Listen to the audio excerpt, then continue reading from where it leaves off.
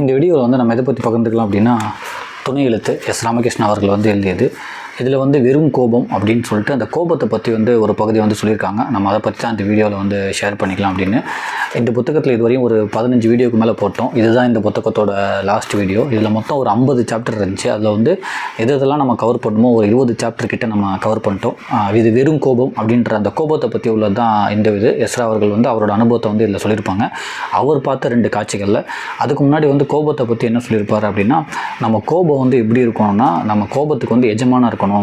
நம்ம அதுக்கு எஜமான கீழே வந்து வேலை செய்கிற மாதிரி வந்து அந்த கோபத்தை நம்ம வச்சுக்கிட்டோம்னா, அந்த கோபம் வந்து நம்மளை போட்டு ஆட்டி படைச்சிரும். நம்ம எஜமானாக இருந்தால் தான் அந்த கோபத்தை வந்து கண்ட்ரோல் பண்ண முடியும் அப்படின்னு சொல்கிறாங்க. இன்னொன்று என்னென்னா வந்து, கோபம் வந்து ஒரு குதிரை மாதிரி, அதை நம்ம விட்டு அது பாட்டுக்கு போய்கிட்டே இருக்கும். அதனால் நம்ம வந்து நிறைய விஷயத்தை இழந்துக்கிட்டே இருப்போம். ஒரு குதிரைக்கு கடிவாளம் போடுற மாதிரி ஒரு கோபத்தை போட்டால் தான் நம்ம கண்ட்ரோலில் இருக்கும். அப்போ தான் நம்ம நிறைய விஷயத்தை இழக்க மாட்டோம் அப்படின்றாங்க. இன்னொன்று, இத்தனை வருஷம் நீங்கள் லைஃப்பில் வந்து நீங்கள் கோவப்பட்ட எந்தெந்த விஷயத்துக்கெல்லாம் கோவப்பட்டீங்கன்னு சொல்லி ஒரு பெரிய லிஸ்ட் எடுத்தால், ஒரு 10 விஷயம் இல்லை 20 விஷயம் எடுத்தாலும் அந்த 20ல் வந்து ஒரு 18 விஷயத்துக்கு வந்து நீங்கள் கோவப்படாமலே இருந்திருக்கலாமே அப்படின்னு சொல்லி தோணும். மீதி 1-2 விஷயத்துக்கு மட்டும் தான் நம்மளோட கோவம் வந்து கரெக்டாக இருந்திருக்கும். அதனால் நிறைய டயத்தில் வந்து நம்ம கோவத்தை வந்து ஒரு தற்காப்புக்காக யூஸ் பண்ணுறோம். பட் அதனால் நம்ம நிறைய விஷயத்தை இழந்துடுறோம் அப்படின்றும் சொல்கிறாங்க. இன்னொன்று, நம்ம அந்த கோபத்தில் இதுவரை எவ்வளோ கோவப்பட்டிருக்கோமோ நம்ம அதெல்லாம் வந்து எடுத்து பார்க்குறப்ப 18 விஷயத்துக்கு கோவப்பட்டிருப்போம். அதை நம்ம கோவப்பட்டிருக்கவே வேணாம்னு தோணும். 2 விஷயத்துக்கு வந்து நம்ம கோவப்பட்டிருக்கவே மாட்டோம். பட் பாரு, ஒரு முக்கியமான விஷயத்துக்கு நம்ம கோவப்படாமல் விட்டுட்டோம்.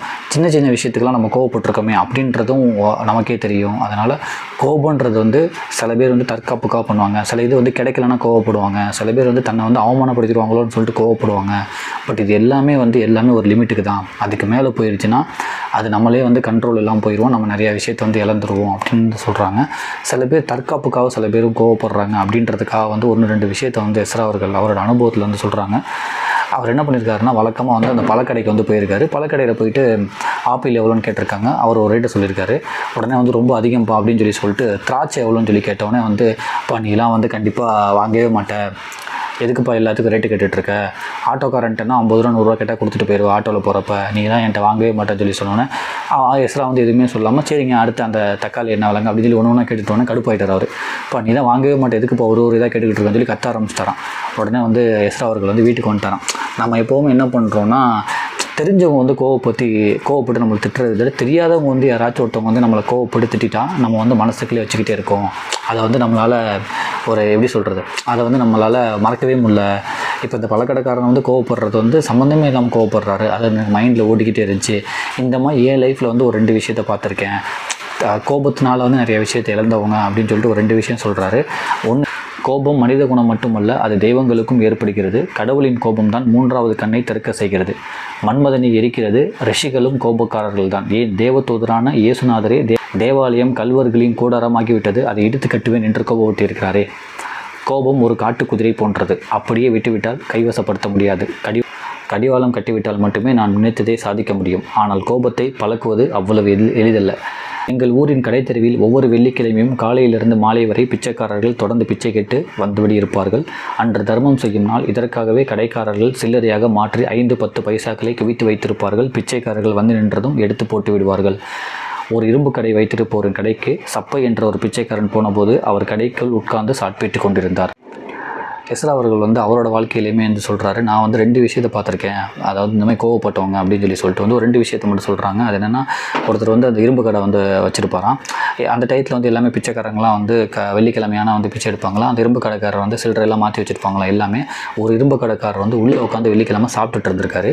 இந்த பிச்சைக்காரர் என்ன பண்ணியிருக்காரு, வெளியிலேருந்து கேட்டிருக்காரு, எங்கே ஆள் இருக்குங்களான்னு. ஆனால் உள்ளேருந்து எந்த சவுண்டுமே வரலன்னு சொல்லிட்டு அந்த பிச்சைக்காரர் என்ன பண்ணியிருக்காரு, கடைக்குள்ளே போய் எங்கே ஆள் இருக்கீங்களாங்க அப்படின்னு சொல்லி கேட்டோடனே வந்து அவர் ரொம்ப கோவம் வந்துருச்சான். ஓங்கி சாப்பிட்டுட்டு இருக்கும் போதே வந்து ஓங்கி அந்த பிச்சைக்காரர் அடித்து அமுச்சு விட்டாரான். ஏன்டா என் கடைக்குள்ளே வந்து யார் இருக்கீங்கன்னு சொல்லி கேட்பியா, பிச்சைக்காரனா வெளில நிற்க மாட்டியா, கடைக்குள்ளே வருவியா அப்படின்னு சொல்லி அவர் அடித்து துரத்தி விட்டோன்னே, அதுக்கப்புறம் எந்த பிச்சைக்காரங்களுமே வந்து அந்த கடைக்கு வர்றது இல்லையா. கிட்டத்தட்ட வந்து 5 வருஷம் 10 வருஷம் ஆச்சான். வெள்ளிக்கிழமை நானாலே வந்து எந்த பிச்சைக்காரனுமே வந்து அந்த கடைக்கு வந்து வரவே மாட்டாங்களாம். ஒரு டயத்தில் வந்து அவருக்கே தோண ஆரம்பிச்சிச்சான், எதுக்கு இந்த கடைக்கு வரவே மாட்டாங்க. ஒரு டைம் தான் நம்ம கோவப்பட்டோம். அவங்க வந்து எல்லாத்துட்டையுமே சொல்லி இவன் கண்டிப்பாக பிச்சையே போட மாட்டான், நம்ம பிச்சை கேட்டாலுமே வந்து இவன் நம்மளை அடிப்பான் அப்படின்னு சொல்லி அந்த கடையே வந்து அந்த பிச்சைக்காரங்க ஒதுக்கிட்டாங்க அப்படின்னு சொல்கிறாங்க. அவன் பருக்கை ஒட்டிய கன்னத்தோடு தலை கவிழ்ந்தபடியே போய்விட்டான். ஆனால் அதன் பிறகு ஒரு பிச்சைக்காரன் கூட இரும்பு கடையின் படியேறி பிச்சை கேட்கவே இல்லை. அவர்களின் கோபம் புறக்கணிப்பாக மாறியது. இரும்பு கடைக்காரர் அவரே வந்து பிச்சை போட கூப்பிட்டாலும் கேட்காதது போல பிச்சைக்காரர்கள் போய்விடுவார்கள். இது பஜாரில் இருந்த அத்தனை கடைக்காரர்களுக்கும் தெரிந்து போய் இரும்பு கடைக்காரருக்கு மிகுந்த அவமானமாகியது. பிச்சைக்காரர்களின் கோபம் தீரவே இல்லை. இது நடந்து 20 வருடம் ஆகிறது. இன்றைக்கும் பிச்சைக்காரர்கள் அந்த இரும்பு கடையை விலக்கித்தான் பிச்சை எடுக்கிறார்கள். இயலாதவனின் கோபம் என்ன செய்யும் என்பதற்கு சாட்சியாக இருந்தது இந்த முதல் காட்சி அப்படின்னு சொல்லிட்டு இந்த முதல் காட்சியை வந்து சொல்கிறாங்க.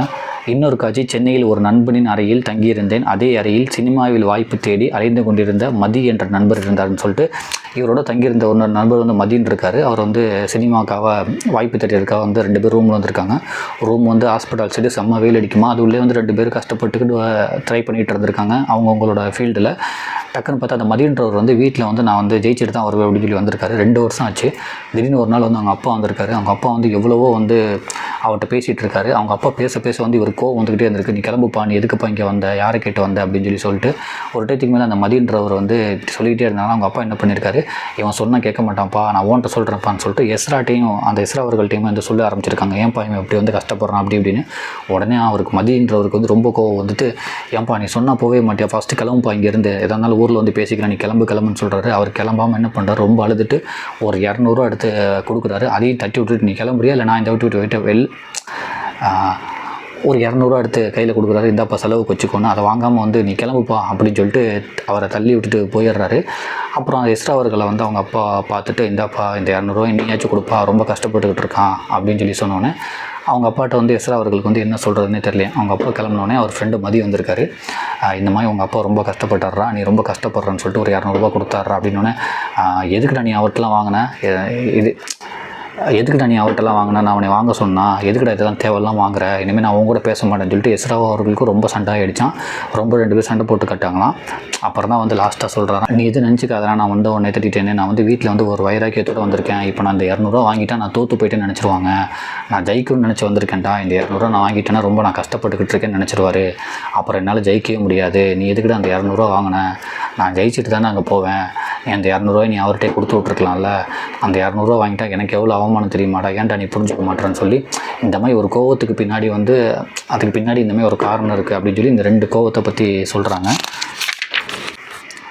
மதியின் அப்பா, நீங்களே சொல்லுங்கள் தம்பி என்று என்னிடம் சொன்னார். பெத்த மனசு கேட்கலை. பார்க்க வந்தேன், என்னையும் எப்படி படுத்துறான்னு பாருங்கள் என்றபடி பணத்தை பொறுக்கி எடுத்து என்னிடம் நீட்டி, நீங்களாவது கொடுத்துருங்க என்றார். தயக்கமாக இருந்தது. அவரது முகத்துக்காக வாங்கி கொண்டேன். என்ன பேசிக்கொள்வது என்று தெரியாத மேவனம் அறையில் நிரம்பியது.